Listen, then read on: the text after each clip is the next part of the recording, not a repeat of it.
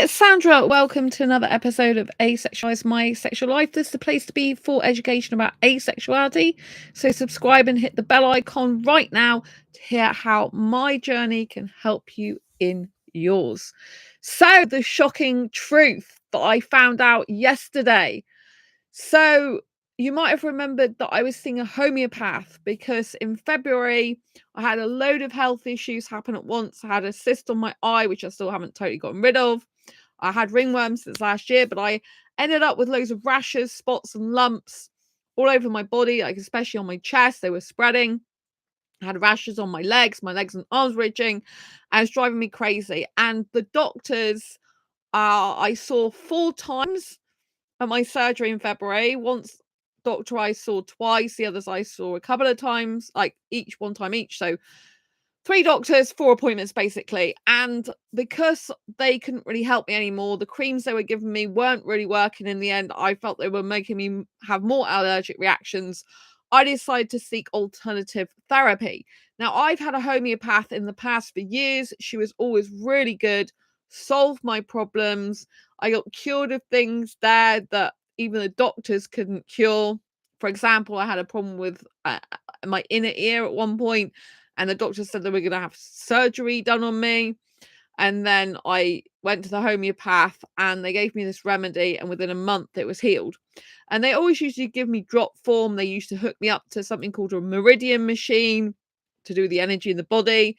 They used to look at me holistically, but they used to give me drop format and everything was good. I had Hylac for years with them, which is a product that when the homeopath retired, her husband died. They were both homeopaths. And when she retired, she said that I could get one of the products I've had to have since I was 15 online, like a form of it, Hylac it was called. And I was taking that until last year, and I actually began selling it myself on eBay. It was very popular. And then tragedy struck because the manufacturer who'd been manufacturing for years decided to stop manufacturing it due to regulatory reasons, and they had no replacement. So I was trying to find a replacement for that for ages. Now this year I started taking Simprove, and whilst I think it probably is a really good product, it hasn't had that much effect on me. This is good bacteria for the body, but it's the actual good bacteria is germinated in barley. Now, I had a hair follicle test before I went to a homeopath, and it actually says I've got a sensitivity to barley. So I don't know if that's a problem or if it's another problem. And something I'm really unhappy about, which I was absolutely shocked about yesterday, is I discovered the homeopath who gave me 3 remedies, right? I discovered one of those remedies that's completely effed up my digestive system has hormones in it. And she was basically giving me pills with hormones in them. And I didn't know this. So I saw her a couple of times. The last time I saw her, she gave me 3 lots of pills. The first time she just gave me 1 lot with sulfur. Now, I know from my own experience that sulfur is something that can help with the skin. I believe it can help with ringworm as well. And I wasn't too bad off that. I seemed okay, although she noticed some things that I said to her meant that I was reacting to it. And I said that some of the spots went away and then some of them came back again. And so I then had 2 more things prescribed me as well as the sulfur last time I saw her, and one of those was arnica because I've got my back injury, and this was in tablet form, and I've never had it in tablet form before. I've only ever used a cream in the past, and then she gave me something else called polycontra, and I didn't know what that was, and all they come in that she gives me is these white pills in tiny little packets. Right? And the first time she gave me the sulfur, it doesn't even say the word sulfur on it. It just says sulf, which I assumed was sulfur, but I don't know. Right? It could be anything in this stuff. Do you know what I mean? And she just gives me a little clear see-through bag, or gave them me, should I say, because I'm not seeing her anymore. And so the arnica just said arnica, and it was quite self-explanatory. There's arnica, but it didn't say any ingredients. None of these said the ingredients. And the polycontra, I didn't understand what it was. I couldn't at that point find anything kind of, I think I had a brief look online. I thought, well, I need to trust her, because she's a homeopath. But I had a reaction to the arnica. And I was asked to take the arnica, the first tablet, when I was in the practice with her. And when I was at the doctor's surgery having physio, before the physio saw me, I was in the surgery waiting to see my physio. All of a sudden, I started getting chest pains. I started feeling dizzy. I got a headache, and I felt like I'm really tired, zonked out, and I need to just like go to sleep. And this is the type of reaction I get if sugar is in anything, because I'm allergic to sugar. So I said to her that, is there sugar in these tablets? Because, this is the effect I get with sugar. And I've had this reaction. And she texted me back, because I texted her on the phone, saying there's no sucrose in these tablets. I said, well, it's not just that, it's all the sugars, the refined sugars. Yeah. Well, she knew, because I told her. And then, so she advised me to stop taking it based on the reaction I'd had. And then I ended up emailing her one time saying, because you said there's no sucrose in them and my back is still really hurting my ribs, I'm thinking about trying the arnica again. And hopefully, like, it'll help me a bit. Like, what do you think? So she said, oh, you could try it again.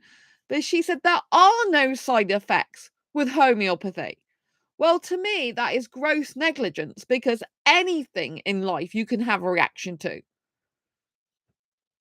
Do you know what I mean? There's so many things in the world that people can have a reaction to. Not everyone is going to be okay with sulfur, for example. Some people have reactions to sulfur. So I was already thinking, this is really not good. I was feeling like this whole statement is like negligent, because I haven't heard of any practitioner that would ever say categorically the thing they give you has no side effects. It wasn't like they shouldn't have side effects. It was like they don't have side effects. Right. But she did go on to say that sometimes it mimics the symptoms of the thing that you're of the something from your past, but that happens rarely, if at all. So anyway, I continued to take so I took one more arnica, but I took that late at night and was in bed in case I didn't feel very well, and it felt like it knocked me out. So I thought, this is really not good. And now I was taking the polycontra. And then when I was taking the polycontra, as advised by her, I started to get digestive issues, which I haven't had for 10 years. I take a digestive aid, right? It's always worked for me for 10 years. So at the end of 2013, I had gastroenteritis. It took 2 or 3 days for me to have off work, because it's contagious for like the first, I think it's 42 to 72 hours. Then I went back to work and I had a work meeting, which was in Bristol, and I live in Exeter. So it's on the train, I think it's about 2.5 hours away. And so I went there, and when I went for this work meeting, I ate some food, and straight away I couldn't even stand up. I went to the toilet. I was really poorly, couldn't even stand up on the toilet. Stand up to go to the toilet, I should say, rather than stand up on the toilet. And I had to have a guy, a motorcyclist, but he was an ambulance guy. Instead of going in a big car ambulance, it was actually a guy on a motorcycle who was an ambulance motorcycle taking me to the hospital because I was that poorly. And when I got seen by someone, eventually they said, you've got gastritis as a result of the gastroenteritis, and that's why you're so poorly. So I got given like a prescription for some tablets, but my dad had to come and pick me up because I was that poorly. I couldn't even like stay upright, and I had no one else to collect me. So my dad like came, and I was laid out in his car, and I was just in so much pain. I was just not in a good way. So after that, I went to my own doctor, and I ended up on 8 tablets a day. And this went on for like the beginning of January 2014 to and then I went back to work, and then I got like a respiratory infection, upper respiratory tract infection. I couldn't even speak. I was in a retail job, so I had to have time off work, like a week. By which case, my work at that time, which I'm not in anymore, put me on an amber light scenario, traffic light scenario, for having time off work. But it was genuinely time I needed, right? So I was off a month, and then with a respiratory infection, a week. But I couldn't speak to customers, so there was no point in me being there. So that was more stressful. And when the time came around April, I was that I was not good off the tablet. So I was at work then, but I had like, I don't know if you know what gastritis is. It's a really disgusting thing. I don't even know if I should mention it, but basically it means that you burp when you eat your food, your stomach gurgles, you pass wind all the time, you sometimes get constipation, you have regurgitation and chest pains and all this lot of crap going on, or not going on, as the case might be, right? So I had like a lot of the and the stuff behind and the regurgitation, and I had chest pains when I ate anything. And this was like around March, April time. I think it was April 2014. And so I went to the doctors and said about these 8 tablets a day I was on to him, and I got a rash on my neck. And so I knew I was getting allergic to the tablets because my body doesn't react well to tablets. And so the doctor said to me, this is the best it's going to get. There's nothing more we can do for you. Basically what had happened is when I had the gastroenteritis and the gastritis, and I assume as a result of the tablet taken as well, he said the lining of your stomach is damaged, so we can't do anything more for you than give you these tablets. So I wasn't happy with that, and I literally went researching on the internet for ages to try and find a solution. I went into a local health shop in Exeter, in my city, and I found digestive enzymes, Digestive Aid Viridian. Great company, great product. And I started taking one of those, but I still was getting the problem. So I paid at their actual health shop to see, I think it was a nutritionist. And I made sure that I spent the money on my health. They went through lots of things telling me that I need to eat more protein instead of carbohydrates to regulate my blood sugars, blah blah blah. They gave me this. I was having like digestive teas from them, from the shop, but they said they'll make me up a tincture. So they gave me this tincture, but it didn't really work. I still had digestive issues going on. So then I went back to the digestive aid, the digestive enzymes, which was working before I had the tincture, but wasn't working fully. And so instead of just having one in the morning, I ended up having 2 spread out, like one with the morning meal, one with the evening meal, but that still didn't work. And then I worked out it's 2 in the morning I need before eating anything else, right? And that's worked for 10 years, 10 whole years, right? 2014, we're now in 2024 when I'm recording this live, right? 10 years I've had no problem. Then I have I have the arnica, which I had some effects from, which she's saying you can't get side effects from, which to me was dismissive. And then I had the polycontra, and then all these digestive problems start up again, right? That it's horrible, right? I try not to show it on these videos, right? When I'm here with you, I'm talking, I'm trying not to show these symptoms which are not good, right? But they've been getting progressively worse. So actually, no, I injured my back at a business event in April, if you didn't know. When I went to London, I actually injured my back. I can still walk, thank God, and I can still go to some places, but I can't do things like clubbing. I can't go to theme parks at the moment because my back injury and my ribs. And it's when I bend down that I've got the major problem. So I had my X-ray at the hospital yesterday morning, and then in the afternoon I went to the NHS walk-in centre about my digestive issues because it's really getting to me now. Yesterday it was hard for me to go to the toilet. I'm being really personal now, and it was getting to me, right? And I had lots of chest pain going across here and down my chest, and it's really stressing me out, and stress makes the whole situation worse. And like as I was doing my research before I went there, I discovered that the polycontra is polycontraceptives. And the only 2 websites I could find with this on, one didn't have the ingredients of these tablets other than sucrose, which she knows, the homeopath knows I can't have. Oh, she admitted as well that the tablet she'd been giving me was sucrose, had sucrose in them. So I said I had problems with the what's it called, the arnica, and I had effects like I'd had sugar. I found a link to a website with the pills on there, which looked like the one she gave me, the arnica one. And I said, I don't know where you get your pills from, who's your supplier, but this has got sucrose in. And then she admitted, oh, I'm sorry, must have been having a brainstorm. They had got sugar in them, and I purposely told her I can't have sugar in them, right? I can't have anything with sugar in them. And it seems all the tablets she's been giving me have had sugar in. But the worst thing is this polycontra has literally reactivated As far as I can tell, it's that rather than the arnica. It's reactivated my digestive issues, right? And the reason I think this is because it's 13 hormones in it. I didn't realize there's only 2 websites that say what polychondria is. One of them just says these tablets.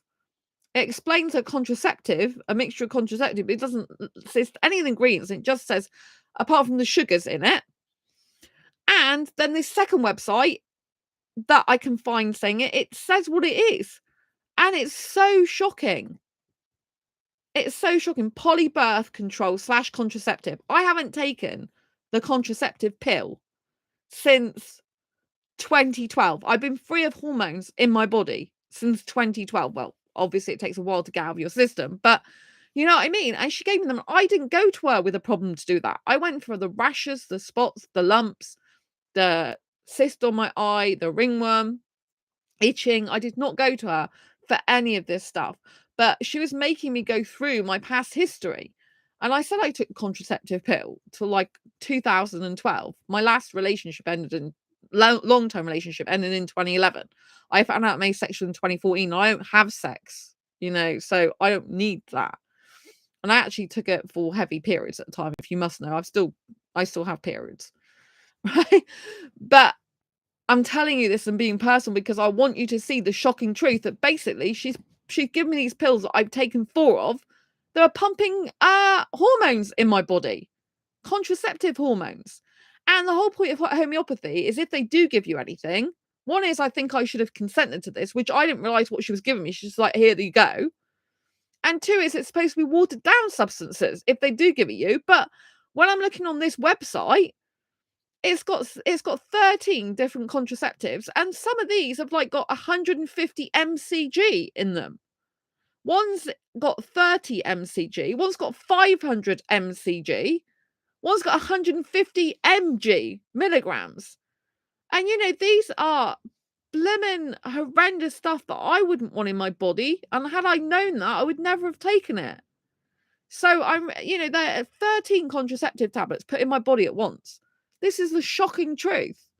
So I feel really upset that someone's given me something that's pumped hormones in my body, which I didn't ask for and didn't want. And that's not what I went to her for. I know that in our session she was saying something about, oh, well, when you're on the contraceptive pill, it would have like messed up your system or something. But I said to her, for example, with my digestive system, I said, that's not a problem anymore because I take digestive enzymes for it. And the contraceptive pill, I said, that was like 12 years ago. You know, I don't think it's got anything to do with my problems now.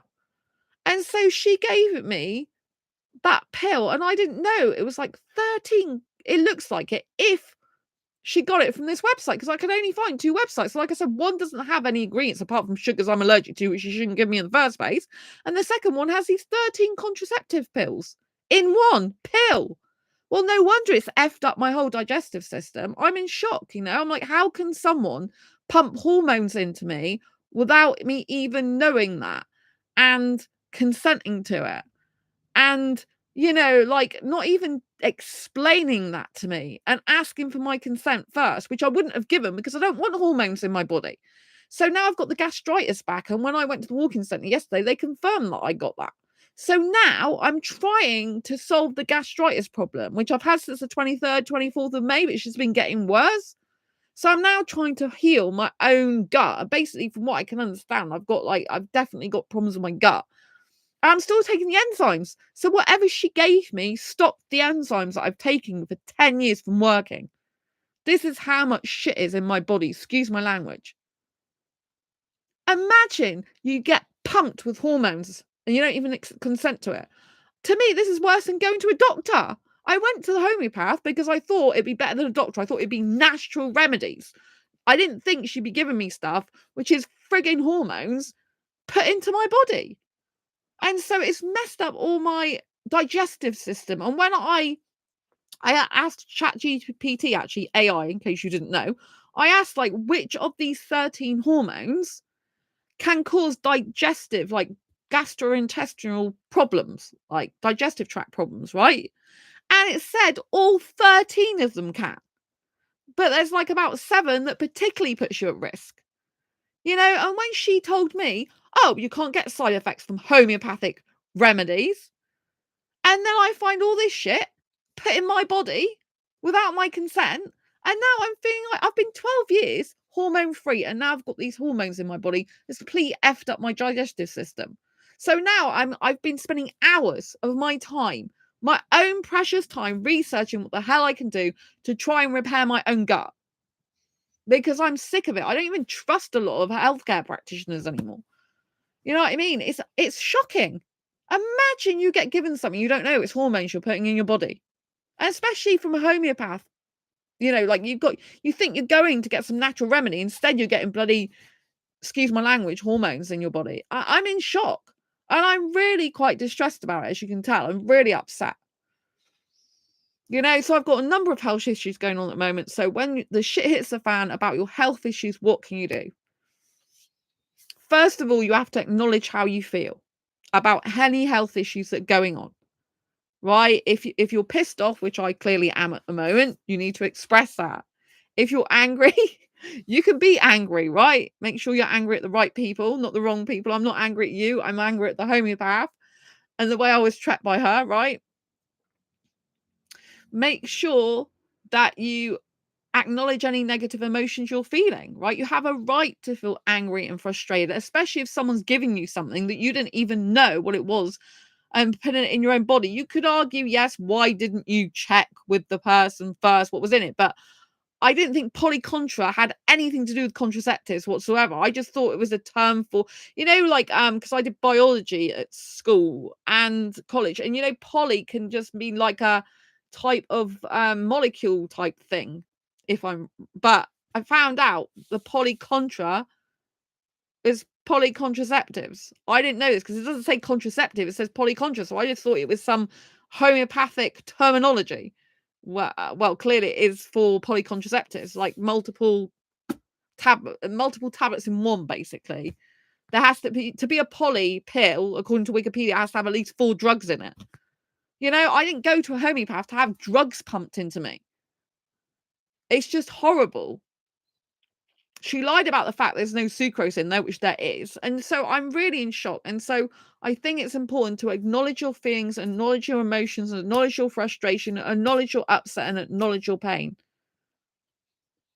You know, because you have a right to feel upset. It's your body. And especially if you were given something that isn't good for you, in your opinion, and it's got side effects and isn't clearly good for you because of those effects and everything. And you were misled and deceived and lied to. It's horrible, right? So I think, you know, we have to like take control of our emotions in a way of acknowledging them and understanding them and sitting with them, you know, sitting with them and realizing we have to deal with the situation we're in now. We can't change the past, right? But I have back pain, I have rib pain. It hurts, right? It feels like a knife is in my back. You know, my ribs hurt. So I am hurting, right? And I have this on top of fibromyalgia anxiety. So fibromyalgia pain I can usually deal with. That's usually not that big a deal to me compared to all the things I got on top of that. Because when you put things on top of fibromyalgia pain, you usually feel things 10 times more as someone who has fibromyalgia because it makes you ultra sensitive to pain than the average person would. So, you know, the back pain, the rib pain is kind of multiplied 10 times. Right. But when someone lets you down, like especially a healthcare practitioner, she's a registered homeopath, been doing it for years. It's not like I went and got someone off the streets.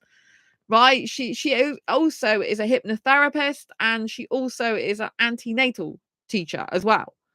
Right. So there's no reason why she should be doing this type of thing, which to me is malpractice, to be quite frank with you. And I don't think it's good at all. I personally do not think this situation is good. So I am in a state of shock because it's like I wouldn't have put hormones in my body had I known what those pills were. And I wouldn't have consented to doing that. And I don't want that type of thing in my body. Right. So what you have to do is deal with the feelings and the emotions, right? When you've got a lot of overwhelming health issues, you have to understand what's going on in your body. You have to recognize that and you have to like work through those negative emotions and understand it's okay. Sometimes as a society, people want to shy away from negative emotions. They want to not talk about it. They want to bury health issues under the carpet. They want to pretend everything's fine, nothing's going on, but life isn't actually like that. If you've got health issues, how difficult they are and how they affect you. Doesn't mean to say you can't still live a happy life in lots of ways, but it means it still hurts, right? It's pain, it's difficulty, it stops you doing things, it restricts you more. So we have to acknowledge our emotions. We have to acknowledge that it's okay if we're not in the best of health at the moment. It's not okay as in you don't want to be like that, but it's okay to acknowledge it's okay that you're like that. Like if society shuns you and wants to shut you up just for speaking the truth that, hey, I'm in pain right now, I'm hurting, my body hurts, my mind hurts. This is not good, right? It's okay to acknowledge those feelings, because if we bury them, we don't actually get over them quicker. We don't actually work through them quicker, and we don't heal quicker. We don't get better quicker. All the stress just builds up like a pressure cooker until you want to explode and shout and scream and everything. If you do need to do that, I would try and do it a little bit quieter. If you've got neighbours, right, go, ah, like that. That's about it, right? So yes, acknowledge the feelings and understand that it's okay to feel those feelings, and it's perfectly normal and understandable and natural. And if you've got multiple health issues piling on top, it can get really overwhelming and stressful. And then the stress and anxiety of the situation makes your health worse. So what we need to do is try to do things that are maybe at a slower pace, maybe at an easier pace. And we have to recognize that sometimes we just need to chill out and do not very much at all. We need to rest. We need to do things that de-stress us, not distress, de-stress us and make us feel better. And we have to make health our number one priority, because without our health, a lot of other things in our life don't go according to plan or well or as well. This doesn't mean to say you can't work with some illnesses, or it doesn't mean to say you can't do anything with some illnesses, right? I can still walk even though I'm in a lot of pain, right?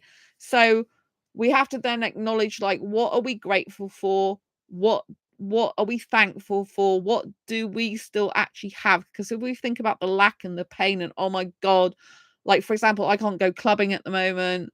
I can't go to theme parks, which I love at the moment, because I'm in too much pain and I've got injuries, right? That would just not be good for me, right? So I would love to do those things, but I can't right now. So I'm restricted, but I'm still grateful and thankful that I can walk. When I had shin splints last year in summer, it lasted, I think, over 6 weeks, more like 8 weeks. And I could barely go out last summer. I could barely ever go out in the sunshine. I was indoors most of the time. And I had problems walking in the city, right? I was okay in my flat to a certain extent walking in my flat, but anywhere outside it was a lot of pain, very difficult to walk. So I'm thankful that I can still walk at the moment. It's bending over like in the shower to shave my legs. It's a real problem. Housework is a real problem. Really creates a lot of pain for me, and it takes me hours.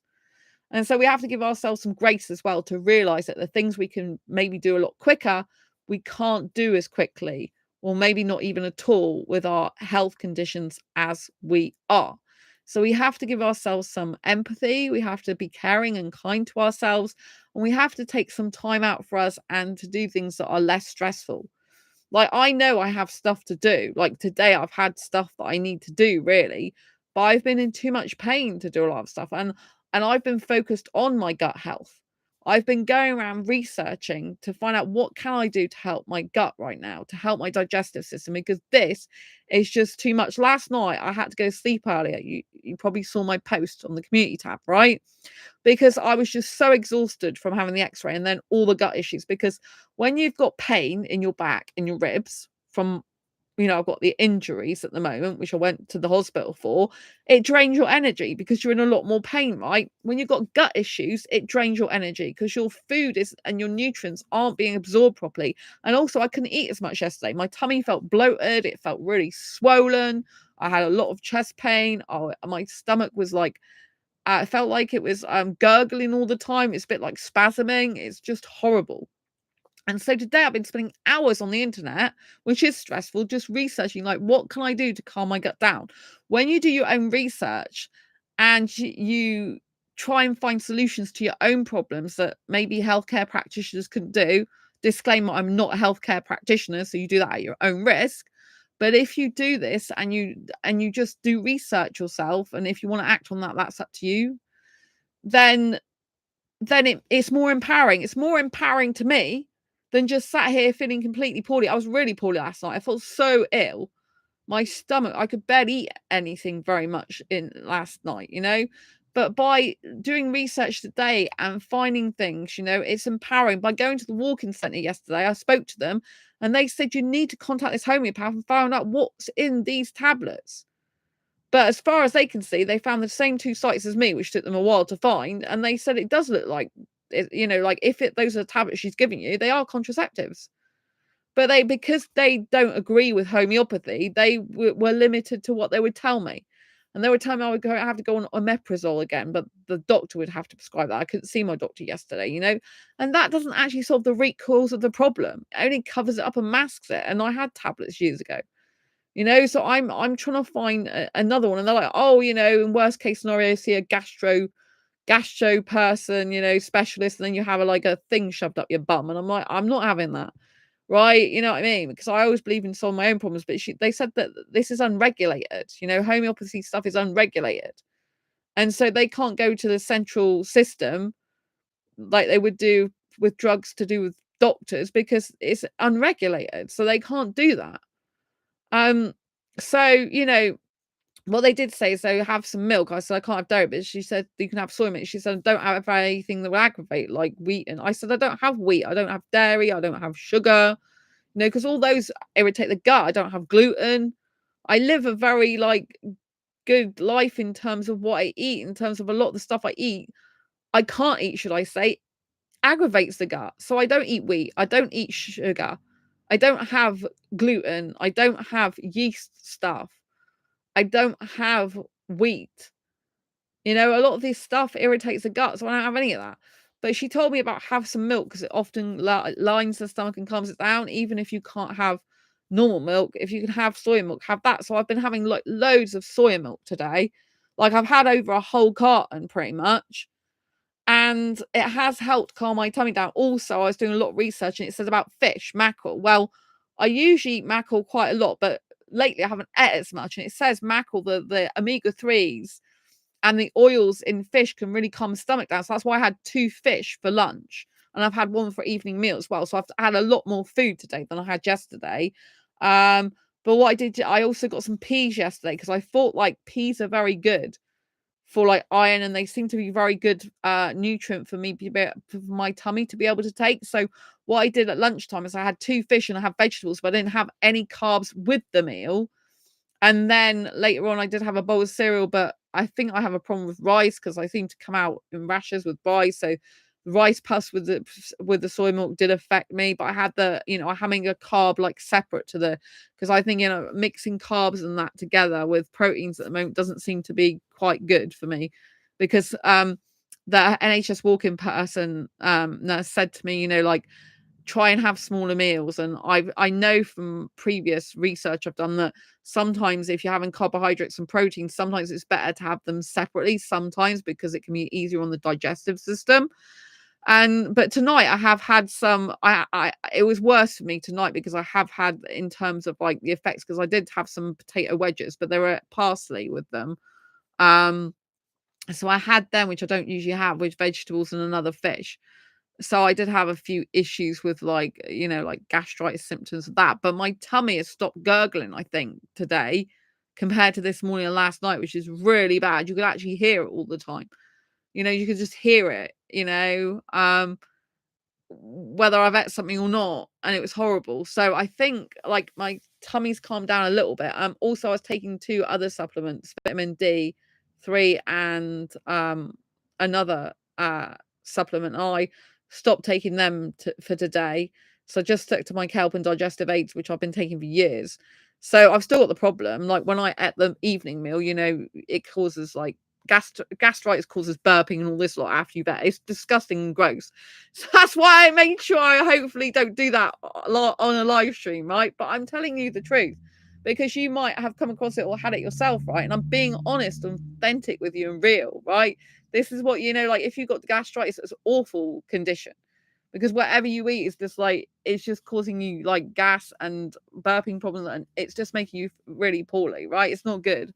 And it makes your tummy really sensitive. So, like I'm having to like deal with that behind the scenes of this channel because I don't want to be showing that side of me on camera. Do you know what I mean? But this is what's been going on. But I feel like my tummy feels a bit more settled since I've had the fish today, and I've had the lots of soya milk, lots of it. And so that's been really good. And I've been careful in having separate foods. Like I had a bit of fruit, a couple of pieces of fruit, but they were like separate to other foods. And then I've been making sure that when I'm eating, I'm trying to separate some foods that I would usually have together to make it easier on the tummy. So I feel more empowered. But I think, it seems like I got like a leaky gut syndrome going on, which, you can find stuff on the internet. But the thing is like I found a possible remedy for that. But then it's got bovine collagen in it, which is collagen from, cows, bovines, red meat. I don't have pork, lamb, or beef. I don't eat cows. And so I don't think that would suit me. I really don't want to be eating collagen from an animal. But I do eat fish, chicken, and turkey. So if it was a equine, a fish collagen, I would give it a go because I know my body's okay with fish. But having not eaten any red meat, like any cows or anything for years, I don't think my tummy would quite be very good with that, although I think at the beginning of my non like beef and pork and lamb eating journey, I think I didn't realize for a while that gelatin, like in jelly babies, I mean obviously I don't eat jelly babies now because I'm allergic to that, but even in some sugar-free sweets you can get gelatin still, and that can be made from, gelatin is from animals usually, so that's not good, and so I don't think my system would take very kindly to it. But when I got the hair follicle test back, there's also a lot of problems I've got. I think gelatin's one of the problems I've got, sensitivities, and also pectin, which is the alternative. It's like the plant-based alternative to gelatin for sweets and stuff. I've got a problem with that as well, a sensitivity to that. So I think it probably wouldn't be great to take that. And I've got a problem with a lot of plants, so herbs are obviously an issue as well. But I did get garlic tonight because I read that garlic has got antibacterial properties in it. It can help the good bacteria in your gut and get rid of like infections in your gut. So I'm trying that as well now. So basically by doing lots of research, it empowers me. And I think it's good if you research about your own conditions. Of course, there's scares on the internet. You've got to be careful, contradictory information, so it is always advice to seek a medical professional for help, particularly like a doctor, a qualified doctor, medical practitioner. It's not advice to just go ahead and do your own thing. So disclaimer, I'm not a medical practitioner. I don't have those sort of qualifications, but I do believe by doing your own research, it does give you a sense of empowerment. It makes you feel more in control of your own body and what's going on with it. So I think that's a very good idea to do that. I'm going to move my legs a minute because they're getting a bit cramped. So yeah. So I think this is really important, like if you do your own research. If I hadn't done my own research, I would not have even known what the homeopath had given me. Like I wouldn't known that the tablets that she said didn't have sucrose in them. I wouldn't have known that they do. I've had to have taken her word for it, but I found out that they did, send her the link, and then she finally admitted it. So that's really bad because she knew I had an allergy to that. So, and obviously I've only just found out that they're contraceptive stuff she'd given me, which has affected my gut. Right? If I'd have known that, I would never have taken them. I've been contraceptive free for 12 years, hormone free for 12 years. I purposely take kelp for a thyroid problem, so I didn't have to go on hormone replacement therapy. So my thyroid, like my TSH levels were back to normal because I found kelp as a solution. Kelp is, iodine, which is the cause of hypothyroidism, low iodine levels. So that's what I take for that. So I don't have to go on hormone replacement therapy. I don't want to have hormones, right? You know what I mean? So, like, I see a lot of women who are like, some women, like, I don't even want to, I still have my periods and everything, so it doesn't apply to me. But some women who are, like older have like, or even younger women, but some women have like menopause stuff, don't they? And they take HRT and hormones like that.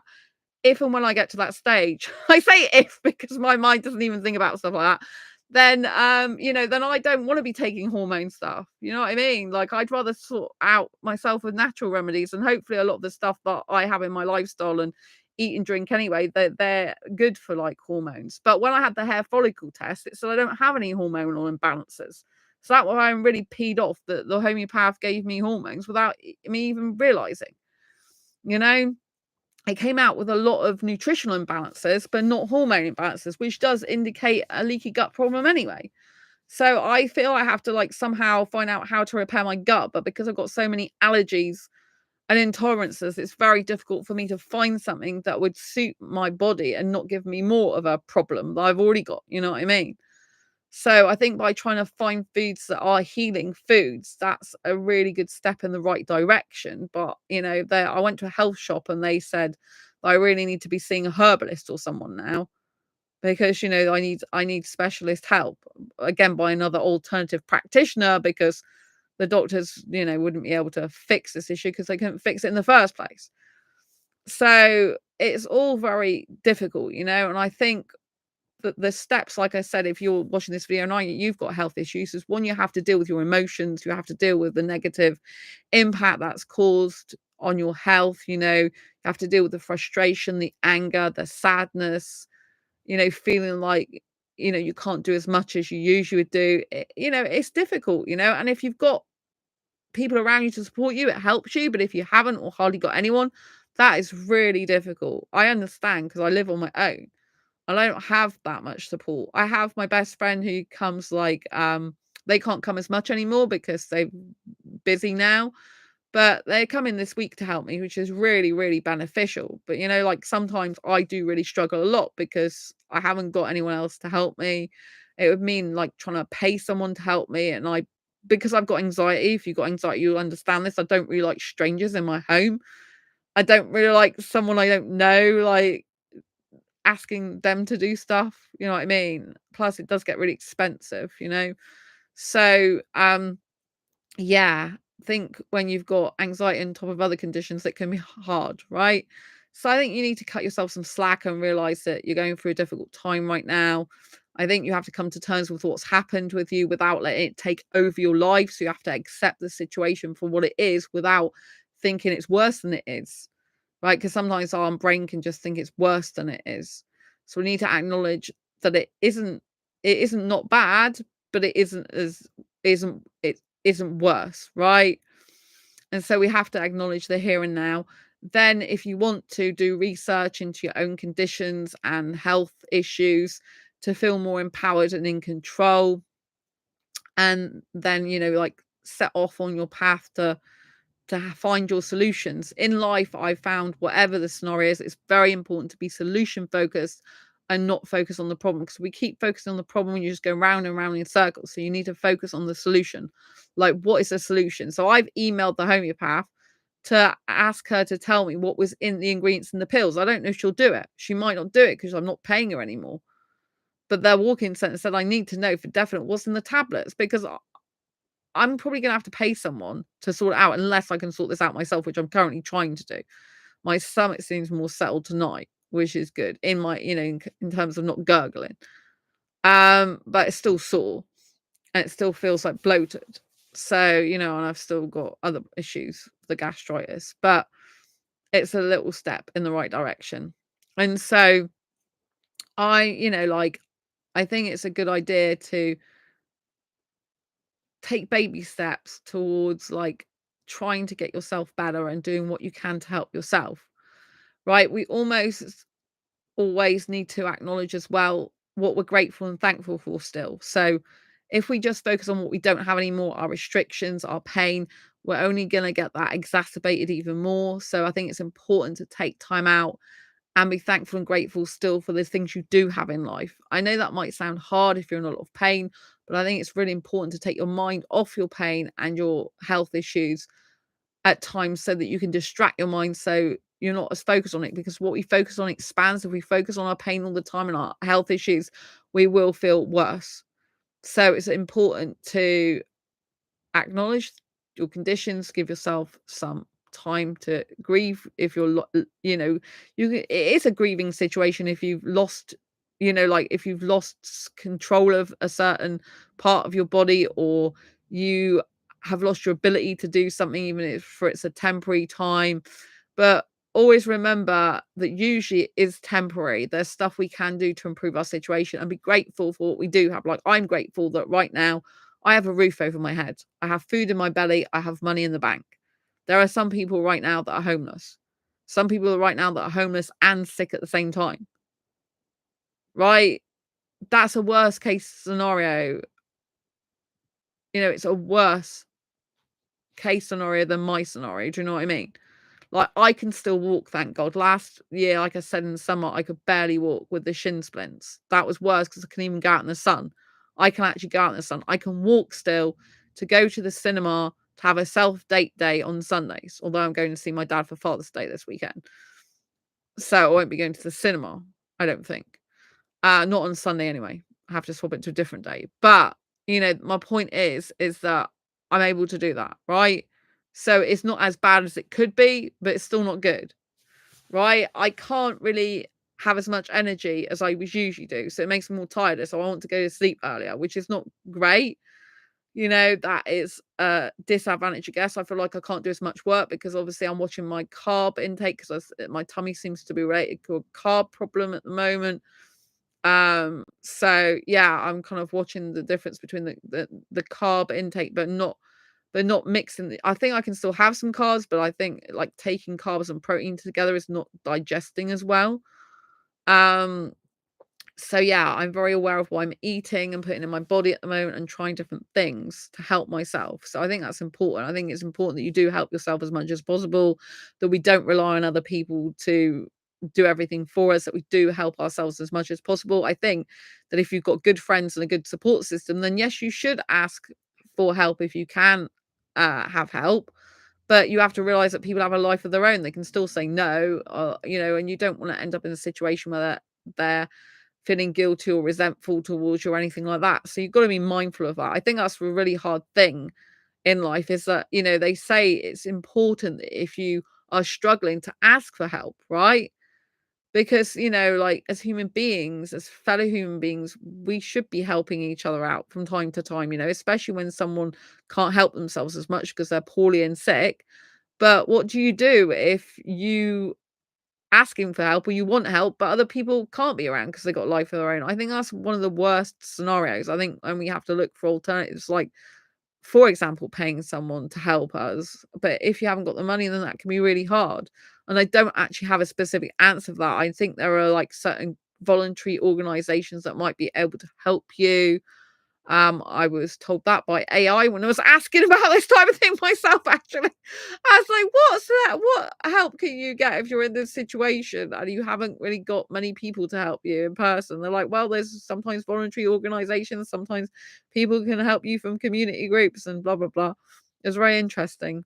But I do think it's difficult because, I think it's very hard when on the one hand you're supposed to ask for help if you need it, because that's having reliance on other people in a good way when you're sick and stuff. But also, they do have lives of their own, and if they don't really want to help you because they'd rather be out doing this, that, and the other, then you could argue maybe they're not a very good friend, or you could just argue that they've got a life of their own and they need to make themselves happy and look after their own mental health and their own physical well-being, which means like not necessarily doing stuff to help you. So I think that's kind of a really difficult one, and I think that's something that you need to think about. I haven't got a complete solution for that. And also, obviously, if you get depressed or anything like that, I think it's important to like phone organization like the Samaritans, because that can be good to like chat to someone if you're feeling, for example, suicide on that, because health issues can really take their toll on someone, Like, I'm not suicidal, thank God, but I have been in situations years ago where I was. So, you know what I mean? It can get you down, and you can, so organization like the Samaritans, which has like people helping you at the end of a phone, is really important. Reach out to them. I think in America they have a company called organization, voluntary organization, or charity that's befrienders.org, I think. I know they used to. So, organizations like this, maybe a volunteer bureau has some people that can come and spend some time with you or something. These types of things, you can always ask your NHS or local places like that if they've got any organizations they have for support. So that's really important. I think, like I said, acknowledging things you do have and are grateful for is really important. Make adjustments in your own home if you can to help yourself as much as possible. I think sometimes you just have to, allow yourself to not do any work, not do anything, to just sit there, maybe watch movies, chill out, and realize that, it's not the end of the world if you're not doing everything that you wanted to do. What's most important is your health and getting better. Another thing is to remember this shall pass. This is temporary. I know some things are permanent, like I have fibromyalgia permanently, right? But in terms of like these injuries, like my back and my rib pain, I assume that this will only be temporary. Like the stomach issue, that is harder because a doctor can even solve the problem. And it took me about 4 months to solve the problem myself. So, and the way I solved the problem was not working because of what the homeopath gave me. But I think, once hopefully that the stuff has worked its way out of my body, the hormones she gave me, then my stomach should hopefully return back to normal. But it depends if those hormones have damaged more of my stomach lining, So again, you have to give yourself time. You have to know that things take time. If you've got multiple injuries or illnesses at once, know, like I said, that this time shall pass. Usually it's not forever, and you will get better and you will be okay again. One of the things I like to remember is a really positive way of thinking. Well, there's a couple of positive ways. One is, what can you learn from this situation that will help in the future? So, for example, if you're going through a difficult time with health, how can you use this to better your life? Like, can you write a book during the time? So if you're in bed, for example, a lot with your ill health, and you've always wanted to write a book, can you use this time productively to write a book? I mean, you might be really exhausted and can't, but maybe if you just give an hour to writing that book, right? It might help you feel like fulfilled. And you can use your experience of how you're getting through this illness you've got, or injury, or whatever health issue it is, to help others. So if you're overcoming problems within your health issues, then you can write a book about that. Or maybe you just want to write a book for children and create a fun adventure in your mind because you've got all this time on your hands more now because you can't do as much. Maybe you need time off employed work and stuff like that. You can use your imagination to come up with a kid's book about ladybugs, for example. This type of thing. I just was coming up with something in my head then. But I'm like, oh, that'd be a good story for a kids. I love writing kids' books, but I haven't actually had any published yet. And so, yeah, I think it's really important to like use this time for creativity if you can. Creativity often like helps you unwind, helps you relax, helps you feel purposeful and feel good about yourself. So use this time to your advantage if you can. Whenever you see like downfalls and things that aren't good, then try and turn that around to a positive thing in your life that you can use for good. And also remember that when you're going through a lot of bad times, if you're going through hell, then it means that the best times are yet to come. I always think this, like I'm going through a lot of health issues this year, right? February was like a nightmare for me. I was still getting over a respiratory infection in December around Christmas. And then I went to London. I went to Disneyland. I went to London, and I only coughed up one stuff the whole time I was there because I was a lot better before I went. And then after coming back from London, I was just like poorly.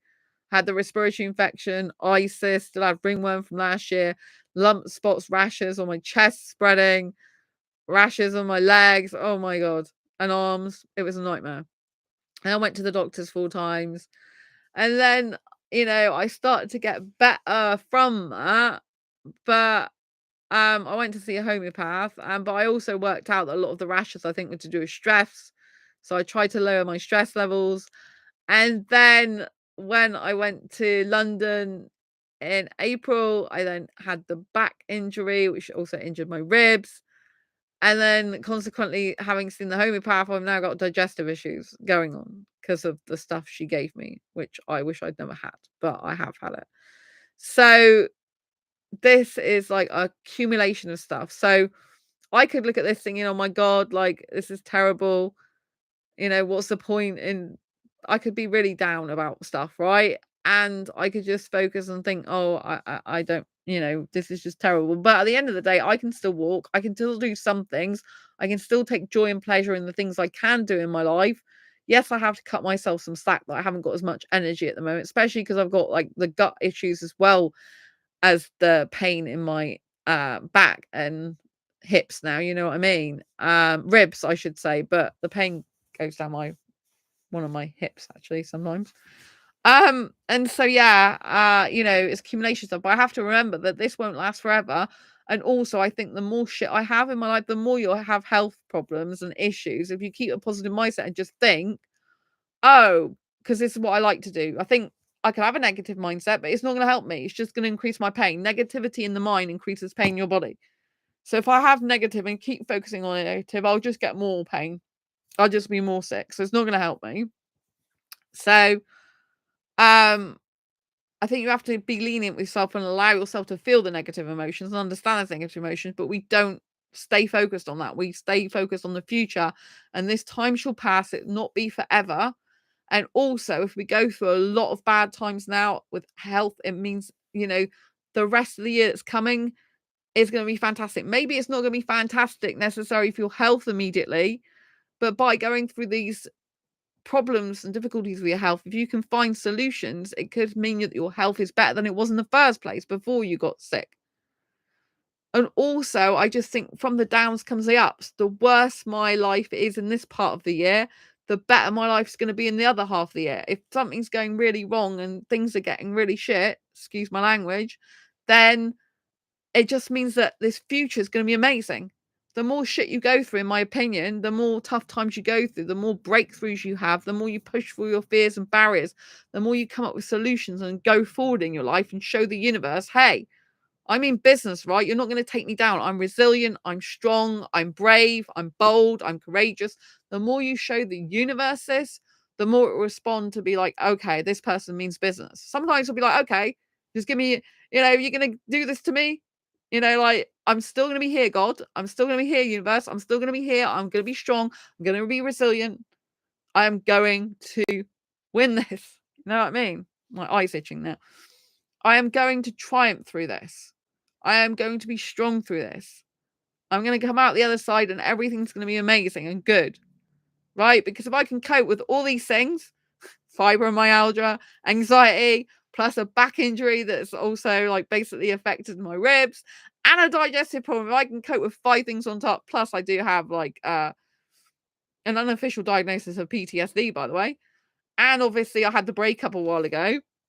And if I can deal with all this shit, then I'm strong, I'm resilient, I'm fit actually in that way. You can be fit through being strong with your struggles and health issues and difficulties. You can be fitter than a lot of people that can't even get through this stuff, right? Because they're not prepared for it. When you go through difficulties, tragedies, grief, pain, upset, and you've been through a lot in the life and you get more of it, you know that you can get through it because you've got evidence you got through it before and you can get through it again. Right? The more pain you have, actually, the more resilient you become. The more pain you have, the stronger you become. The more you say, well, whatever you do, I am going to be here and I'm going to be strong and I'm going to get through this. I'm going to succeed. I will be okay.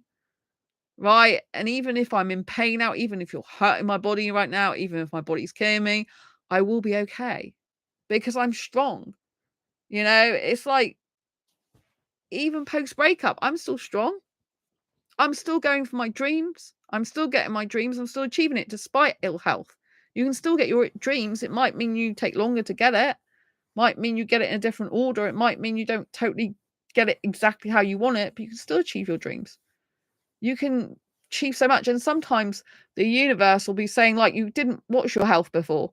Now I'm going to drag you to watch your health. I'm going to put it and push it right in your flaming face. So you're going to listen.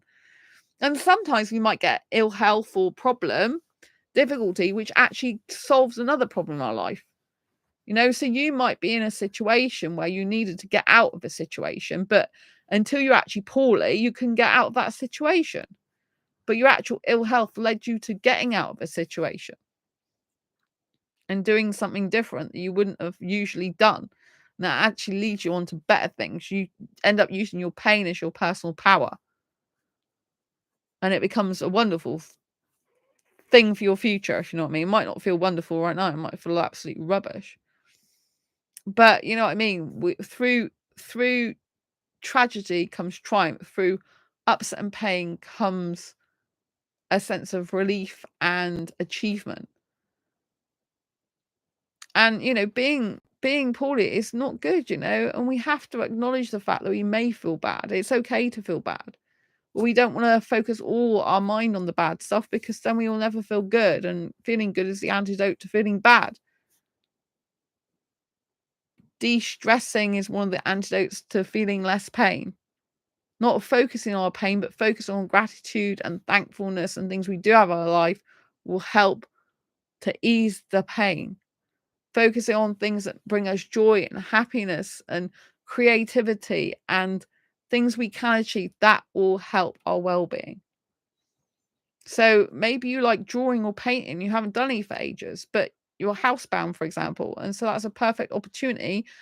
Order off Amazon, for example, get some friends if you can to bring some paints and some canvas or some paper where you can do some painting, do some drawing. Like whatever it is that you've not been doing that you really want to do, use this time wisely to do that type of thing. So you're actually achieving something in the time that you're poorly, if you can. Or maybe your whole thing is you didn't rest and your body's just need a rest. So just have a week off, for example, and see how much you feel more energized. Have a week off, just don't do anything very much. Just chill out, watch movies or whatever brings you joy, listen to positive affirmations to calm your nervous system down, drink some herbal tea as long as you're not allergic to them. Chill out. Don't watch murder, death, rape, destruction news. This is bad for the mind. You want to be pumping good stuff in it, positive stuff, affirming stuff. But you could also look at educational stuff as well, so that you're learning while you're poorly. So you're actually not stagnating in life, you're progressing in life in your mind, even if your body's not that up to it. You're taking some information you can in. At the moment, like I've got to still do stuff for Matthew Hussey's Love Life Live in London. I've still got to book the train to come back home, but I've also got to do some reading of his book for the next training, and I've got podcast interview tomorrow. But I am feeling sleepy now because I'm in a lot of pain, which does drain the energy. Oh, keep getting stuff going on in my eye. I think I've got something in my eye now. So it's important to still do what you can in your life, and you can use this time that you can't move around as much, for example, if you can't, to actually educate yourself. Do an online course, or learn from a YouTube video, which is free usually. And so I know people do special content for members only, but use this time wisely and just use it to like recuperate, rejuvenate, chill out, relax, learn something, do something creative, do something fun and grow. Phone that friend you've not spoken to for ages, message that other friend, see how they're doing. Make sure you get a support system around you if you can. Ask for help if you need it from people. And, just do your best. That's all you can do. And just know that you've got through tough times before and you will get through these again.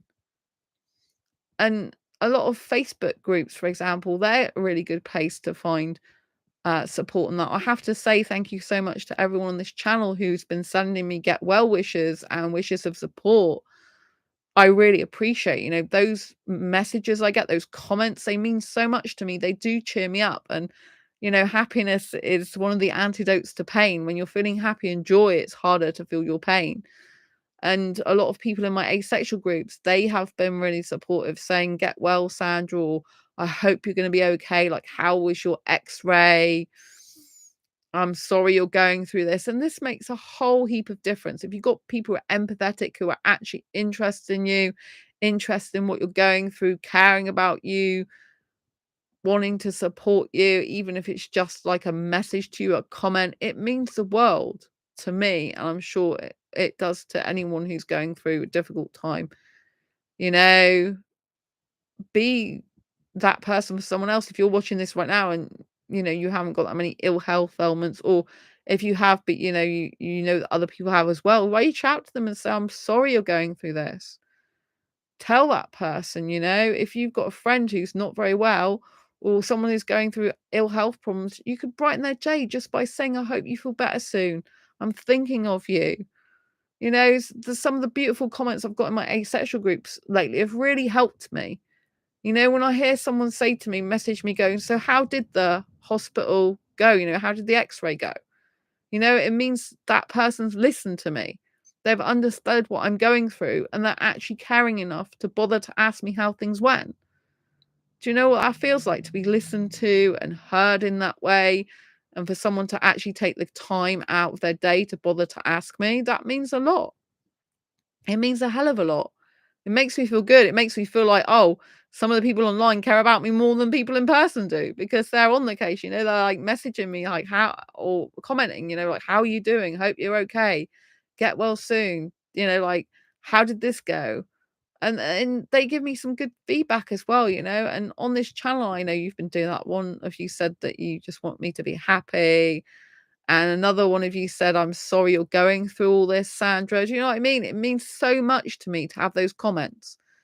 So if you're around people who are empathetic, who are caring, who are considerate and kind, and who really, do show some consideration for your difficulties, I think this is an amazing thing. So try and get in Facebook groups, in social media groups where people actually care about each other, where people genuinely have feelings for other people, as in they care, they have compassion and empathy and sympathy. I think this is really important because, like, I don't actually have that many people in offline situations that I talk to. So having that support online can brighten my day. Someone said to me on this channel, just hello from Julie, I think it was. Hello, Julie. Hello from, the place where they live. And that was just nice, it meant they've been thinking about me in their day. And that means a lot to me. To just have people thinking about me, caring about me, asking how I am. I just get a great deal of satisfaction out of that. It just puts a smile on my face. It warms my heart. It makes me think, oh, someone's taking the time out of their day, because time is the most precious gift we can give anyone. And my love language, my top love language, is quality time. So if someone takes time out of their day to post a comment or message me and show they care about me, and they give me their virtual support, that means a hell of a lot to me. It means a lot to me. I know some people take these things for granted, but I really don't. I'm nearly welling up with tears of happiness that you do this, the people that have done this and support me. I just think it's beautiful. To have someone like taking some time out, especially in this social media world where everyone's like swiping and getting on to the next thing and swipe, swipe, swipe, swipe, swipe, to have people actually, taking time to comment and saying, how did your x-ray go? How are you feeling now? It means the world to me. It means the world to me when I've got people on comments saying stuff about, caring comments about, I hope you feel better soon. I'm sorry you're going through this. Feel better soon. I thank all of you for that. I don't take that stuff for granted. I don't not appreciate it. I really appreciate it. I think more people should be appreciative of other people in life.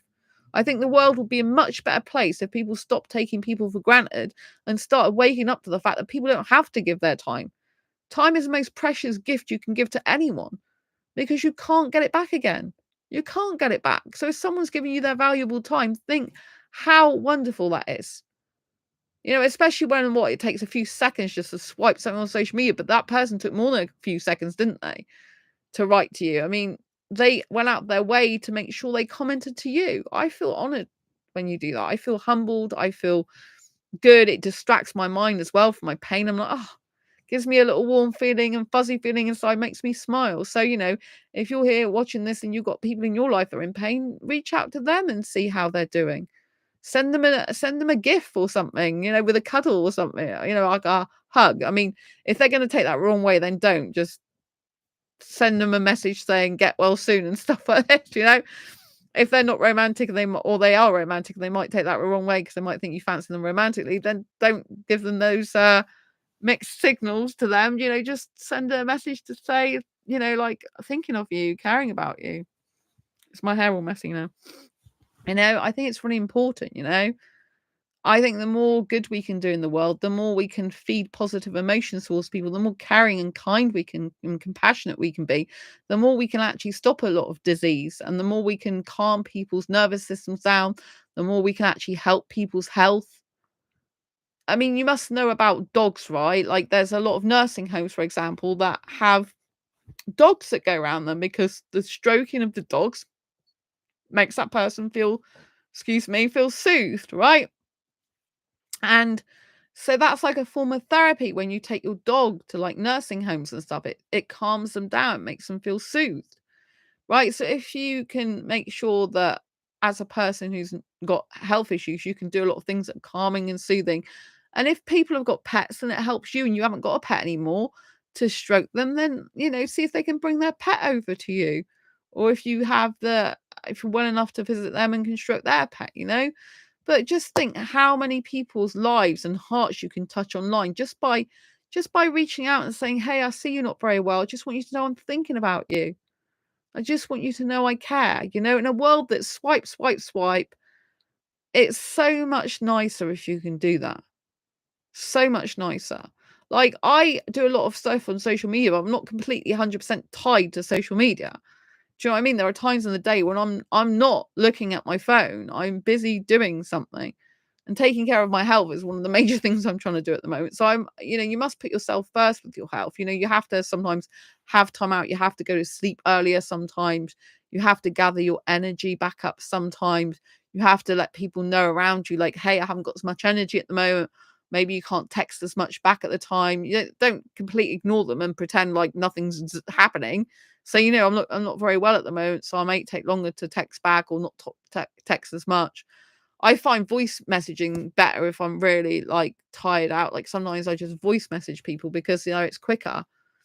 And so, if texting takes a lot of concentration and you're not feeling well, sometimes it's just better to voicemail. But I think, if you are a friend of someone who's not very well, show empathy, show sympathy, show compassion, show lovingness, show understanding.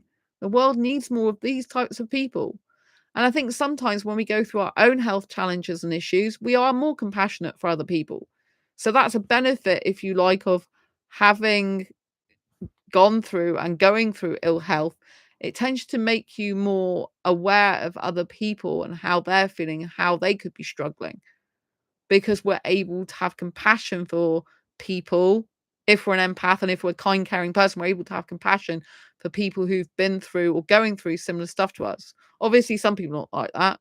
Some people don't. Some people are not good in the minds, or they're narcissistic or not nice people, and they're like, they don't care about other people. They just care about themselves, right? But we don't want to focus on those types of people. We want to focus on making the world a better place, right?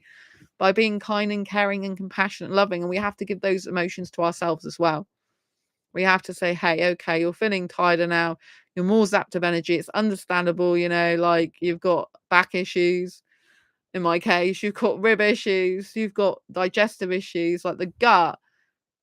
It does a lot of work to the body. It's like a central nervous system type of thing. And the brain gut, it's linked a lot. So, if I'm having gut issues and I'm having problems with absorbing food and stuff like that, it's going to take a lot more energy to do things. So you have to cut yourself some slack if you're in a similar situation, and realize maybe you can't do everything at once. Realize that maybe you'll be slower. I'm slow at writing, for example. I love writing books, but I'm slow compared to, if I'm comparing myself to other people. You shouldn't compare yourself to other people. It's not their journey. It's your journey you're on. Everyone takes time to do things in their own pace. Right. And yes, maybe you take longer to write a book, but you could be doing loads of other stuff in that time. You might be learning stuff for a better book. You might be learning stuff for another book. in that time. You might just be having an intuitive moment where actually that book's not meant to be out till later. I've done that before. Sometimes, like, I think I want to finish this book, but actually the timing just isn't right. And then rather than thinking, oh, I messed up and being really hard on myself, I'm thinking, no, everything happens for a reason. So if that book is not finished by me yet, i.e. the Asexual Guide to Sex, which I still haven't finished. That was 5 years ago I started that. This month, 5 years ago, June 2019, then there's a reason for that. I actually know the reason now because of the conclusion I still need to write. And with recent events this year, it's changed a little bit of how I was going to write it. So I think that's very good, like I'm like, now I know why I haven't finished that book, because the conclusion needed a bit of extra stuff on there. And so I think it's really important to acknowledge that sometimes things happen for a reason and steer us off our path and take us off course to put us on a better path or to put us on the right path. And a lot of people who ignore their health for a number of years or a number of months, eventually it catches up with you. And the universe is like, you will listen to me. You will take your health seriously. And the more we start taking our health seriously and focus on health, the more other things will get better in our lives anyway. Because if we don't have health, we don't have much. You know what I mean? Health is wealth, in other words. Right? But you can still achieve a lot of things with ill health. You can still achieve a lot of things with health issues. I want to stop the stereotype of, you've got health issues, you can't achieve anything. You got mental health issues, you can't achieve anything. You have to do all this first. You don't have to be fully healed or fully functional every way, or have no mental health issues or no disabilities or no things like that. You don't have to be that way. In fact, you're more successful if you can thrive and push through what you're going through to help others. You can have people who follow your journey, and if they see that you get through these difficult times, it inspires them that they can do the same. I have fibromyalgia. I got diagnosed in 2012. I'll have that for life. Right? So I had to come to terms with it as a disability for life in 2012. There's a few people in the world that say they've stopped having fibromyalgia. They've gotten over it. They don't have those symptoms anymore. Good for them. But at the moment, I don't think that's me. And actually, I see fibromyalgia as well as having some advantages. I have anxiety, which I was diagnosed in 2010, but pretty much had since before I was born, right? And I know there are advantages to having anxiety. I know that I totally believe that I would not achieve all the things I achieve right now in my life without anxiety. Because for me, anxiety is a driving force. It's a catalyst to do better. It's a catalyst to push myself hard to do things in spite of anxiety. And I don't think I would have such a big drive, because I think I'd just be probably laid back, nonchalant, just cruising along. I think I would be more that type of person. But actually, because I have anxiety, because I worry about things a lot, because I have things on my mind, it pushes me. It gives me that drive and motivation, incentive to tackle things and push through things and boundaries and fears and achieve stuff in my life that I never thought possible. Right? Because if you look at life, you can have a fear of doing things, but you can also have a fear of not doing stuff. Like, what happens if you don't do anything in your life? You just stay static and stuck, and actually change happens to you. I learned years ago, right, that you can either sit back and let change happen to you, or you can make change happen for you. I'll repeat, you can sit back and let change happen to you, or you can make change happen for you. I realized through years of having anxiety that whether I liked it or not, because I didn't like change at all, whether I liked it or not, though, change was going to happen. And the more I resisted change, the more I just sat back and lay, or sat back or lay back or just let life go by, the more change was thrust upon me. Change I didn't want and I hated. And when I finally flipped the script and realized, oh my God, I have to make change happen for me despite my anxiety, because the more change I make happen for me, the more control I actually have in my life. And the more that I'm going to achieve in my life, the more that I do achieve in my life, because I'm in control of the change a lot more. So rather than change just be thrust upon me, which is going to happen, it's going to happen. You're going to go through grief and death, and births are going to come along. I'm not having kids, but you're going to go through a range of emotions, a range of scenarios, house move, job ending, being fired, colleagues being nasty to you, relationships ending badly, people moving on. You're going to have all these things crop up in your life, which can contribute to ill health issues, obviously. But you're going to have all this stuff thrust upon you, right? Whether you like it or not, it's part of life, sadly. And if you're just like a participant in that, if you're just like a person who's having these things happen to them, it can make you feel totally out of control. And it can make you feel worse because your anxiety is going even more through the roof because you don't have any control over it. And it's like having pellets fired at you, left, right, and center, until you're like, oh my God. But you're not actually achieving much. You're achieving, hopefully, just surviving, getting through that, right? But when you take control of your life and make change happen for you, rather than it just happening to you, that's where the magic happens.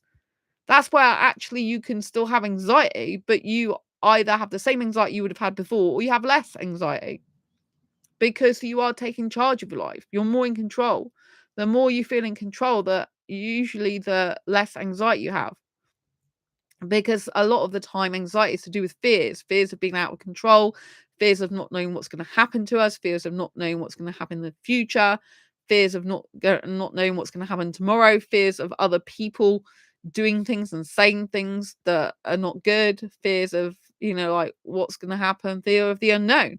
Well, the unknown's happened to me when I realized that, the tablets the homeopath gave me were full of hormones. I don't want that in my body. The fact I've put something alien in my body that's caused me digestive issues now is peeing me off. But I can't change that. So all I can do is now learn how to try and improve my own gut so that I can solve my own problem. And if I can achieve that, I'll be feeling really good about myself. But it's taking hours of research, which of course then energy drains me. But I'm being proactive. I learned as well, if we focus on the problem all the time, we don't get anywhere. We need to focus on the solution. Okay, so I'm sick right now. I've got an injury. How can I make sure I get better in the quickest amount of time? How can I make sure that this doesn't happen again? Or how can I help it prevent it from happening as much? Or how can I lessen the symptoms? How can I still achieve something good in my life despite the fact I've got disabilities or health conditions or illness? When the shit hits the fan, you better be prepared to get the shovel. You get the shovel and you shovel the shit out the way. You keep shoveling it until you get through it all, right? And then you have all those little beetles and bugs that go and eat all the shit, right? For you, they clean it all up. Good little bugs, right? So that you could pave the way forward for your own life. So we must be using these times as not like the fact you can't do anything with your life. Your whole life is ruined. You just have to understand that sections and part of your life in that moment, maybe it does impact your future as well. It's not good. It's not the best, but you can still make good out of that situation as much as possible.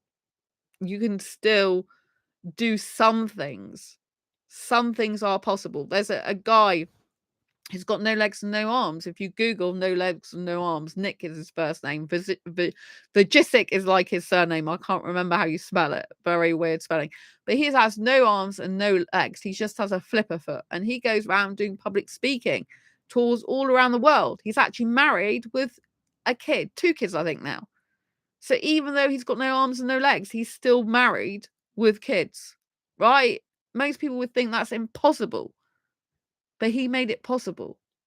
So we need to be still focusing on positive things, what we can do, what we can achieve, and still understand how strong and blooming resilient we are. If you've got a lot of health issues now, multiple health issues, just imagine how resilient and strong you are. Some people who've been through not much tragedy or difficulties in life or pain, we've all been through some, but some people have been through a lot more, right? They're not prepared for it as much. When COVID happened, I was quite prepared for that type of, I wasn't prepared for deaths, I'm not saying that, but I was prepared for the type of life we had to live back then, in the sense that although I'm extroverted, I do spend a lot of time on my own. I don't even think it's that good for me. I think I should be connected to more people outside of social media and offline. I think I should see more people. But because I spend loads of time on my own, especially because of my ill health and stuff sometimes, then I'm used to dealing with that. I'm used to that. And because I go through a lot of pain and ill health, I'm used to dealing with it. So when you're used to dealing with pain and ill health, you're used to being more robust. You're more robust and resilient when the shit hits the fan. You know, when I got interviewed about asexuality for Fuchsia Talent, which is it's women's Indian community of over 5 million women, right? I got interviewed about asexuality. And one of the questions they asked me is like, how did you, it was about COVID, like, how did you prepare for, like, or were you prepared for the impact of COVID? Like, how did it impact you? And I said, actually, it didn't have, I can't remember my exact words, but it didn't impact me that much. And not from the point of view of people dying, obviously, but in terms of me personally, I wasn't that affected in the terms of, like, I was used to spending time on my own. I was used to doing stuff online, like this YouTube show. So being indoors a lot just meant I could write more, and I could do this YouTube show, and I could blog and all this lot. So it wasn't that much different, that lifestyle, to what I'm doing now. It just meant I had to spend more time indoors than I would usually like, you know. But I had the key sign near me, so I could still go out there. So, you know what I mean? It wasn't such a difficult adjustment for me in terms of lifestyle, because I'm already, like, used to that, you know what I mean? And when I'm constantly dealing with respiratory infections year after year, a lot of years, I'm used to things affecting my body in the terms of respiratory. So I'm kind of more prepared for that than some other people would be, because I'm used to the symptoms. I'm used to what happens. I'm used to knowing that. I'm used to living with that. I'm used to understanding what it's like to have a respiratory infection for like 6, 7 weeks. So, you know, COVID affects the respiratory system. So I'm used to those type of things. So when you have ill health and you have these problems and difficulties, it actually prepares you for other areas of your life. It's like giving you life skills. It's giving you robustment. It's giving you resilience. There are some people I come across, right, and they want what they call the peaceful life, but by that they mean they don't really do much with their life. They don't really push themselves forward to achieve their dreams. They don't really push for their fears. They don't try to work on themselves. They don't try to do certain things because they're too scared. And I do get that, but you know, they're just letting life pass them by, and they're not really doing much. They'd rather have the easy life. There's a saying in the entrepreneur world: if you do what's hard, your life will be easy. But if you do what's easy, your life will be hard. Because, in other words, if you do what's easy all your life, when something difficult happens, so you have got loads of health challenges or COVID happen, you know, you're not prepared for it. You don't know how to deal with it. It's more frightening to you. It's more tragic to you. It's more painful to you. It's more scary to you because you're not used to getting out of your comfort zone. You're not used to trying different things and being in certain situations. Whereas people who've already got disabilities, already got mental health problems, who've already got health issues, we have to fight battles every single day of our lives. We have to be robust. We have to be resilient. We have to be strong. Even if a lot of people with mental health difficulties don't feel strong, they're actually very strong people. To be here in life and still be here in life is a strength in and of itself. To get through a day sometimes is really strong. To get through life situations that are hurled at you in spite of, for example, anxiety, is a real achievement. It's hard. And like I said, if it wasn't for my anxiety, a lot of the time, I wouldn't even be doing the stuff I'm doing, I don't believe.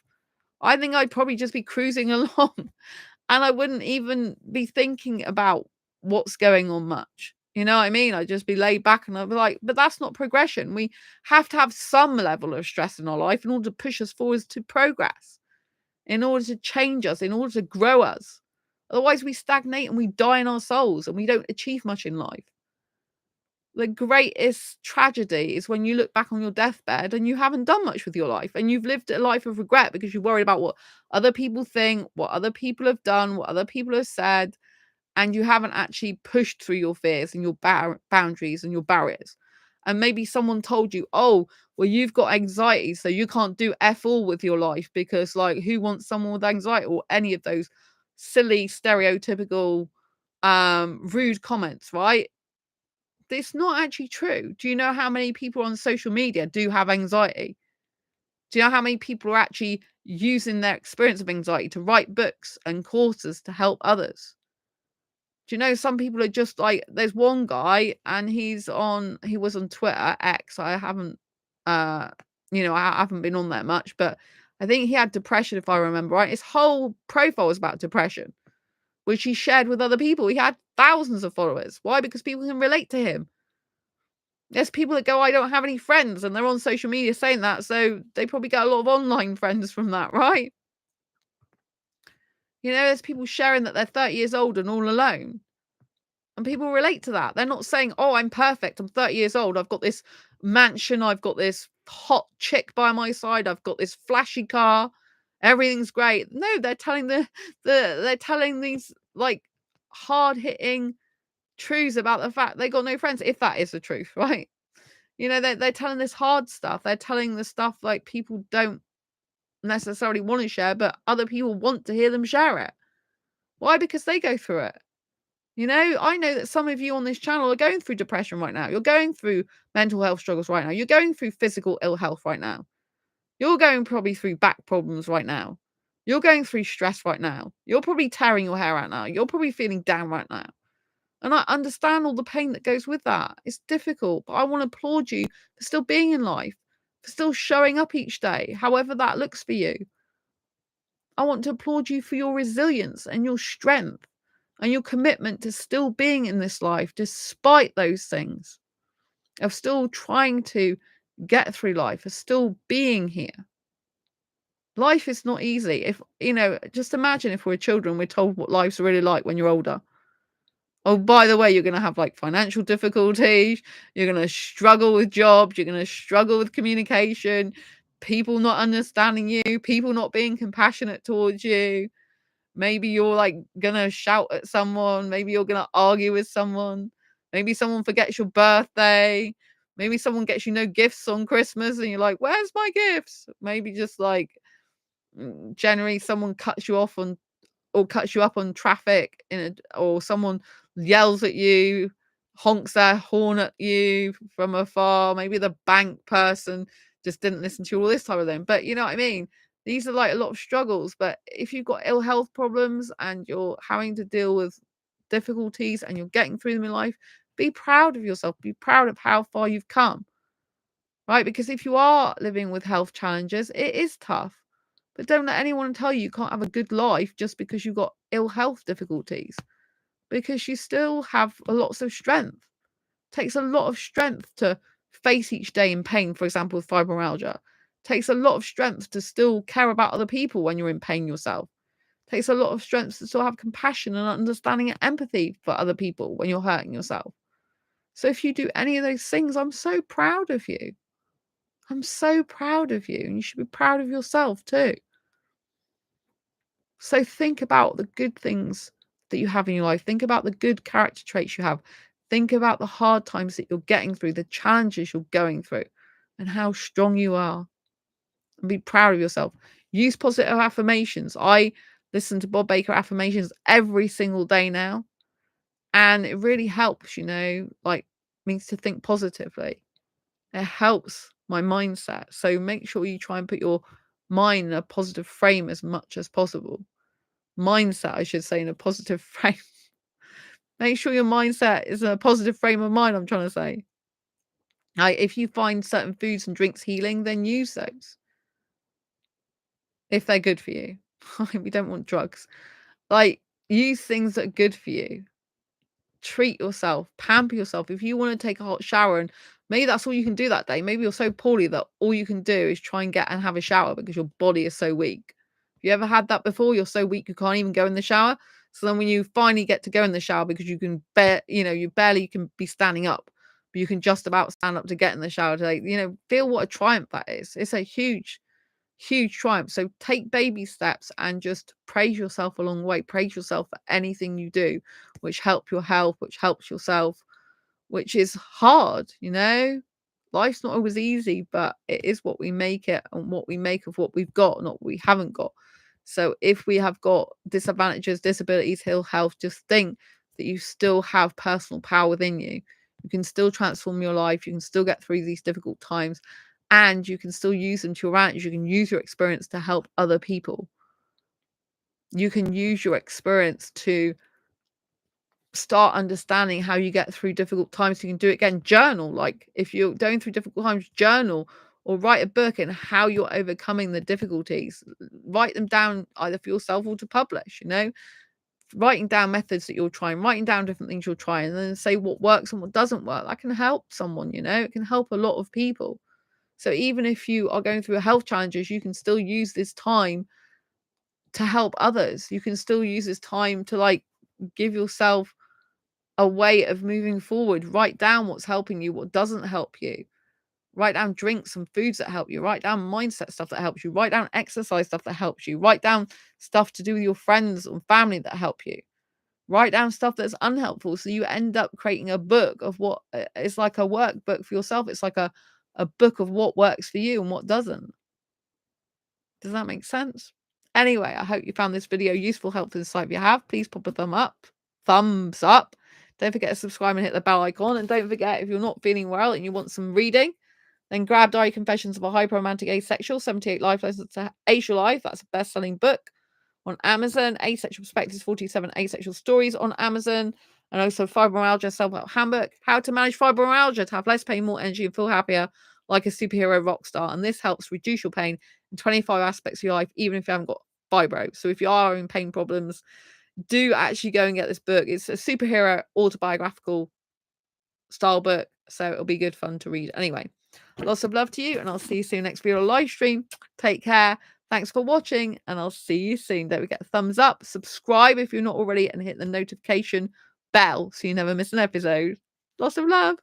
Get well soon if you're not feeling well. Bye.